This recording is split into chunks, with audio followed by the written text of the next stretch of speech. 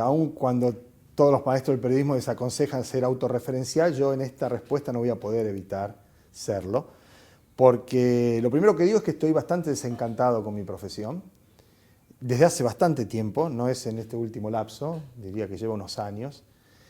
Primero porque con el avance de las comunicaciones, y esto suena a lo mejor un poco tanguero, la información ha ido desplazando el conocimiento.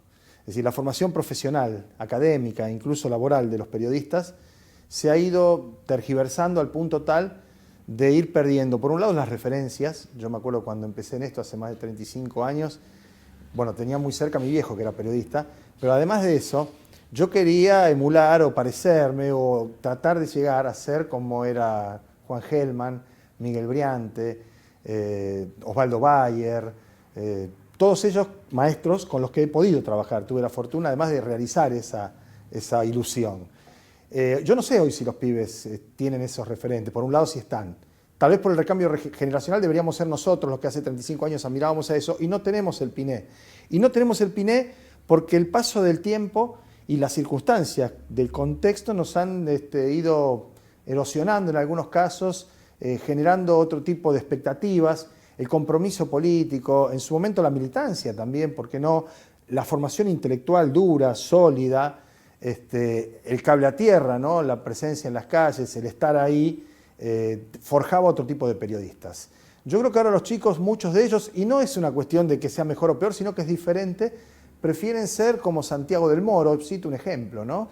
Entonces está más preocupado por qué ponerse y cómo le queda el corte de pelo que por lo que van a decir. Sus lecturas son prácticamente inexistentes. Yo tampoco voy en contra de los cambios y la tecnología y la incorporación de soportes nuevos porque sería absurdo, ¿no?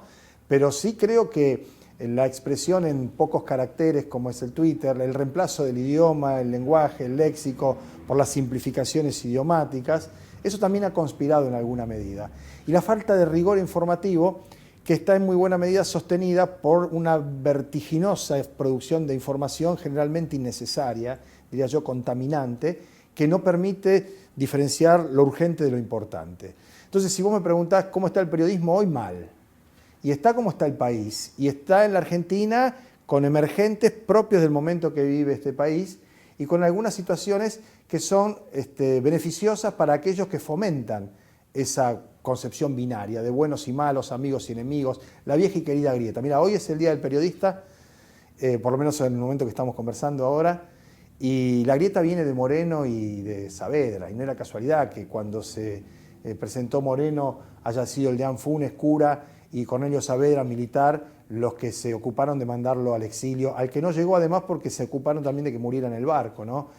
Moreno Mariano era el primer periodista desaparecido de una larga lista que hay en la Argentina y era precisamente por lo que pensaba, era diferente a los demás. Entonces, la grieta, ese negocio que se hace a partir de esa circunstancia, que favorece, por supuesto, intereses muy bien definidos y muy claros, ha conseguido, a partir del culto de la imagen, del poder permanente de la repetición, del poder económico, ¿no? En donde los medios son apéndices de grandes negocios de las mismas compañías que con el medio consiguen esos negocios y además se presionan y ejercen su poder para poder consolidarlos y seguir teniendo posiciones más dominantes, han conseguido generar esa suerte, digamos, de pensamiento binario.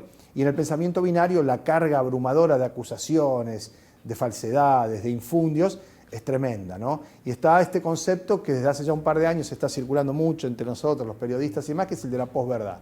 A la gente no le interesa saber lo que pasa, sino ratificar lo que cree que está pasando. Y lo que cree que está pasando es una formación, en muchos casos hasta mitológica, a partir de ese bombardeo incesante en donde se cuentan las cosas y no se explican por qué, no se contextualiza. Yo creo que el trabajo del periodismo, y termino porque si no esto es un plomazo, es contextualizar.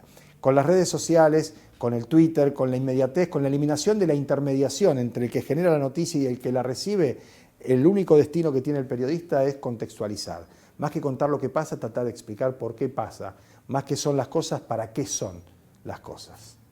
La primera versión de la historia, que es una definición bastante aceptada del periodismo, creo que requiere el aditamento ahora de la explicación de la historia. No contarla únicamente, sino explicar o tratar de, digamos, de descular por qué pasan las cosas que pasan, quiénes se favorecen, quiénes se perjudican, por qué ocurren esas circunstancias.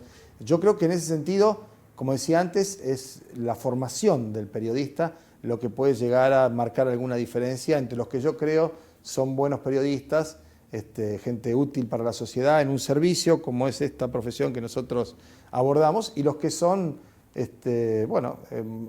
empleados circunstanciales de determinados medios o empresas periodísticas, que también esto hay que decirlo, ¿no? No hay muchos canales o radios o medios que sean ni del Alto Comisionado de Naciones Unidas, ni de la ONG Salvemos a las Ballenas. Uno trabaja para gente que tiene intereses creados. Bueno, pero el límite lo pone uno mismo, ¿no? Y el límite es muy preciso, un monosílabo, es no. Te dicen, ¿hace esto? No. Y creo que eso es algo que todavía tenemos en nuestro poder los periodistas y que algunos han decidido negociarlo y otros no. Muchas veces el periodista tiene que hacer una entrevista, una nota o reportear algo que sabe que no está bien y que no debe ser así. Ahora, avanzado la edad, el nivel de responsabilidad, la trayectoria, la carrera, la construcción del oficio de cada uno de nosotros, uno va asumiendo también responsabilidades, no es todo a favor. No es que ascendés, te pagan más, te mudas a una casa más linda, te divorciás de tu primera esposa y te casás con una más joven y más bella, sino que además, que eso pasa, tenés también otra posibilidad y más espalda, como para poder pararte y decir que no. Y yo creo que eso es lo que finalmente termina marcando las diferencias entre los periodistas que uno respeta, que admira, que considera, y entre otros que son saltimbanquis, advenedizos, aves de paso, que más tarde o más temprano, yo en eso estoy bastante kármico, creo que la pagan, creo que se la van a hacer sentir, ¿no? Yo creo que ninguna de las cosas que está ocurriendo acá y desde hace mucho tiempo son gratis. El vuelto viene.